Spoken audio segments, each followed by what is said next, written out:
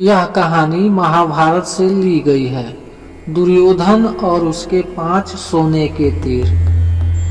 यह कहानी एक बहुत ही शिक्षाप्रद कहानी है। महाभारत का युद्ध धर्म और अधर्म का युद्ध था। कृष्ण पांडवों के पक्ष से थे, परंतु उन्होंने युद्ध में शस्त्र नहीं उठाने का निर्णय लिया था। वहीं श्री कृष्ण की नारायणी सेना कौरवों की ओर से लड़ रही थी। युद्ध में कभी कौरवों का तो कभी पांडवों का पलड़ा भारी लगता। महाभारत के युद्ध में कुरुक्षेत्र की रणभूमि पर श्री कृष्ण ने प्रत्यक्ष रूप से शस्त्र नहीं उठाए, लेकिन अर्जुन का सारथी बनकर श्री कृष्ण युद्ध भूमि में अर्जुन का मार्गदर्शन करते रहे। द्रौपदी के भाई धृष्टद्युम्न पांडवों के सेनापति थे। वहीं कौरवों के तरफ से गंगा पुत्र भीष्म सेनापति थे। उनके नेतृत्व में युद्ध लड़ा जा रहा था। कौरव दल पूर्ण बल से युद्ध करने के बाद भी पांडवों में से किसी का भी बाल बांका नहीं कर पा रहा था। तब दुर्योधन को भीष्म पितामह पर संदेह होने लगा। कौरवों के प्रधान सेनापति भीष्म 10 दिनों तक पांडव सेना पर भारी पड़े थे। प्रतिदिन भीष्म हजारों सैनिकों को मार रहे थे, परंतु दुर्योधन भीष्म पिता पर कहीं न कहीं संदेह कर रहा था। उसे लग रहा था कि भीष्म पितामह जानबूझकर पांडवों का साथ देते हैं और उन्हें मारना नहीं चाहते। यही सोचकर एक रात दुर्योधन भीष्म से सीधे बात करने के लिए उनके पास शिविर में पहुंचा। जब दुर्योधन भीष्म के शिविर में पहुंचा तो देखा भीष्म चिंताशील होकर शिविर में बैठे थे।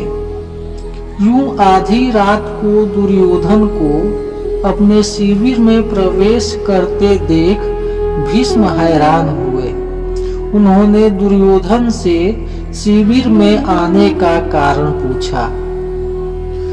दुर्योधन ने गुस्से में कहा, पितामह, आपके मोहपूर्ण अन्याय के कारण ही मैं आधी रात को आपके शिविर में आने के लिए विवश हुआ हूँ। आप अगर पूरी कर्तव्य निष्ठा और मोह रहित होकर पांडवों के साथ युद्ध करते तो शायद मुझे यहाँ आने की आवश्यकता नहीं पड़ती। युद्ध शुरू होते हुए 10 दिन बीत चुके हैं, लेकिन आप अभी तक पांडवों को पराजित नहीं कर पाए हैं। आप संसार को दिखाने के लिए युद्ध का अभिनय कर रहे हैं।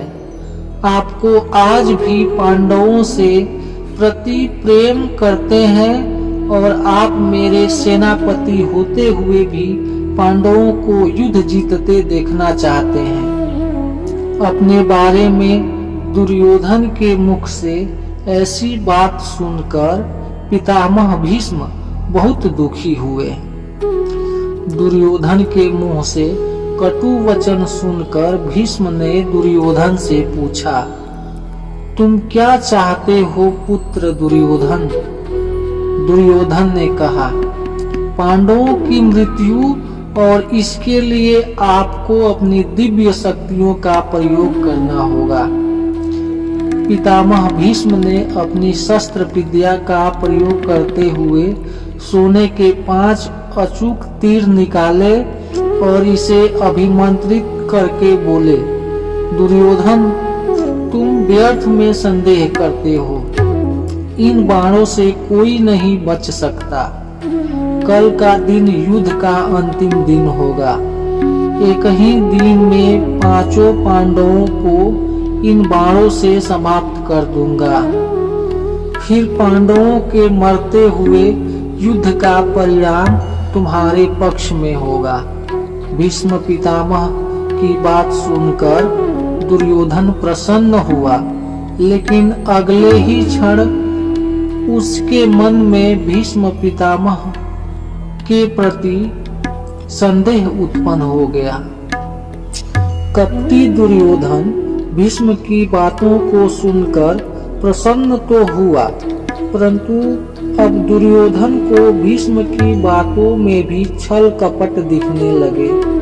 दुर्योधन ने कहा, पितामह, आपकी योजना बहुत अच्छी है, किंतु मुझे फिर भी संदेह हो रहा है कि आप कितनी जल्दी और आसानी से पांडवों को मारेंगे। हो सकता है आप मोहवश या प्रेमवश उन्हें ना मार पाएं, अतः आप इन बाणों को मुझे दे दें। मैं युद्ध भूमि में आपको ये 5 बाण दूंगा और आपको आपके कर्तव्य की याद दिलाऊंगा। तब आप पांडवों का वध मेरे सामने कीजिएगा। दुर्योधन की बात सुनकर पितामह भीष्म ने 5 अभिमंत्रित बाण दुर्योधन को दे दिए। दुर्योधन अपनी संभावित जीत पर बहुत खुश था। वह बाण लेकर अपने शिविर में चला गया। भीष्म के शिविर के पास पहरा दे रहे पांडवों के एक गुप्तचर ने सारी बातें सुन ली। उसने महाराज युधिष्ठिर को आकर सोने के बाण के बारे में सूचना दी। तब भगवान श्री कृष्ण भी वहीं थे। युधिष्ठिर ने भगवान श्री कृष्ण से कहा, हे गोविंद, पितामह के इन तीरों के प्रतिकार हम कैसे करें? इस बात को सुनकर श्री कृष्ण युधिष्ठिर संग तुरंत ही अर्जुन के शिविर में पहुंचे और अर्जुन को पूरी घटना बताई। श्री कृष्ण ने अर्जुन से कहा कि पार्थ, तुम्हें दुर्योधन से उन 5 बाणों को मांगना होगा। श्री कृष्ण की बात सुनकर अर्जुन ने अचंभित होकर पूछा, दुर्योधन भला वो तीर मुझे क्यों देगा?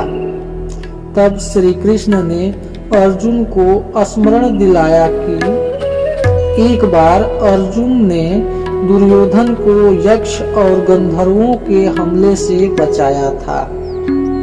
तब दुर्योधन ने प्रसन्न होकर अर्जुन से कहा था कि वो कोई भी कीमती चीज दुर्योधन से मांग सकता है। उस दिन अर्जुन ने बात को टालते हुए दुर्योधन से कुछ नहीं मांगा था। अब वो समय आ गया है। अर्जुन को श्री कृष्ण की बात सुनकर सब स्मरण आ गया। युधिष्ठिर की आज्ञा से अर्जुन दुर्योधन के शिविर में पहुंचे। दुर्योधन अचानक अर्जुन को अपने शिविर में देखकर सशंकित हुआ। अपनी शंका को छुपाते हुए जोर जोर से हंसते हुए दुर्योधन ने अर्जुन से कहा, आओ अर्जुन आओ, क्षमा मांगने आए हो क्या? तुम्हारे प्रिय पितामह ने जो तुम्हारी सेना के साथ किया उससे भयभीत हो क्या? इस रात्रि में आने का क्या कारण है? बताओ, क्या सहायता मांगने आए हो? अर्जुन ने कहा, भ्राता दुर्योधन, प्राणिपाद सही समझा। मैं आपसे याचना करने ही आया हूँ, परंतु मेरे मांगने से पहले ही आप उसे देने के लिए विवश है। दुर्योधन हंसता हुआ बोला, मैं विवश हूँ अर्जुन। याचक विवश होता है, दाता नहीं। परंतु कोई बात नहीं, अबोध अर्जुन, तुम मांगो। अर्जुन ने दुर्योधन से वह 5 बाण मांगे, लेकिन दुर्योधन ने अर्जुन को मना कर दिया। तब अर्जुन ने दुर्योधन को क्षत्रिय धर्म स्मरण कराते हुए उस घटना को बताया, कैसे अपनी प्राण रक्षा के बदले दुर्योधन ने अर्जुन को कोई भी बहुमूल्य वस्तु देने का वचन दिया था। दुर्योधन ने अर्जुन से कहा, तुम कुछ और मांग लो, मैं यह नहीं दे सकता। तब अर्जुन ने कहा, यदि आप अपने वचन को पूरा नहीं करना चाहते तो कोई बात नहीं भ्राता। अब आपके पास कुछ बहुमूल्य है भी तो नहीं जो मांगा जाए।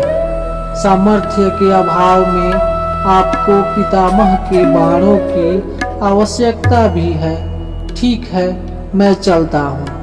अर्जुन के कटाक्षों से दुविधा में फंसे दुर्योधन ने कहा, रुको अर्जुन, किसके पास सामर्थ्य नहीं है? हम 100 हैं, तुम 5 हो। फिर ना चाहते हुए भी दुर्योधन ने 5 बाण अर्जुन को दे दिए। अर्जुन उन दिव्य बाणों को प्राप्त कर अपने शिविर में आ गए। इस तरह भीष्म से बाण लेने की गलती दुर्योधन पर बहुत भारी पड़ी और पांडवों की मौत टल गई। महाभारत के युद्ध के अंत में पांडवों की जीत हुई और धर्म का विजय हुआ।